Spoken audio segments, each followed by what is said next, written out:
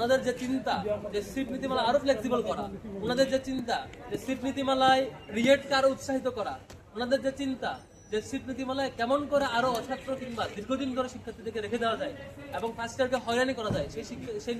সেই চিন্তার সেই খসড়ার বিরোধিতা আমরা করেছি এবং আমরা আমাদের চরম বিরোধিতার প্রেক্ষিতে শেষ পর্যন্ত প্রভিসি একাডেমিক এবং বিসি স্যার দুজনেই বলেছেন আমাদের নীতিমালা প্রস্তাব করতে। আমরা আপাতত মৌখিকভাবে বলেছি, পরে লিখিতভাবে বলবো স্পষ্টত অবশ্যই যাতে সেশন বাইন্ডিংস থাকে এবং অবশ্যই যাতে রিয়েট নেওয়ার প্রবণতার দিকে ঝুঁকে না যায়। যারা রিয়েট নেন তারা যাতে এই সিট নীতিমালার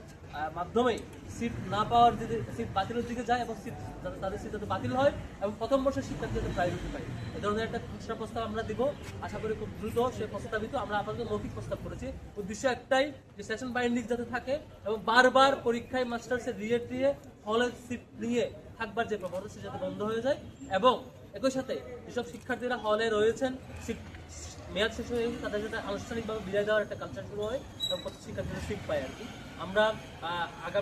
আগামীকালকের মধ্যেই আমাদের দাসচুর দিক থেকে লিখিত একটা প্রস্তাবনা দিব সিট নীতিমালা কেমন হওয়া প্রয়োজন, কেমন করে নীতিমালা থাকলে রিয়েট নেওয়ার প্রবণতা থাকবে না এবং প্রত্যেক শিক্ষার্থী নিয়মিত শিক্ষার্থী থাকবেন। একই সাথে আমরা বলেছি আপনাদের কাছে হল পর্যায়ে যে এক্সেল সিট রয়েছে, কোন সেশনের কারা কারা শিক্ষার্থী রয়েছে, প্রত্যেকের কম্পিউটার আছে হল অফিসে, সেগুলো খুব দ্রুতই তালিকা আকারে যাতে প্রকাশ করা হয় এবং তারা যাতে নির্দিষ্ট সময়ের মধ্যে চলে যায়। এবং আমরা আরেকটা প্রস্তাব করেছি যে অনেক হলে মে মাঝামাঝি পর্যন্ত সময় দেওয়া হয়েছে সিট সার্ভার ব্যাপারে, সেটি সময় কমিয়ে নিয়ে এসে সিট নীতিমালার আলোকে দ্রুত সময়ের মধ্যে যাতে সব শিক্ষার্থীকে এই সিট দেওয়ার যে সিস্টেম সে আওতায় নিয়ে আসে। এর বাইরে যেসব শিক্ষার্থীরা সিট পাবে না তার জন্য আমরা আবাসন বৃদ্ধির জন্য আলাদা করে সেই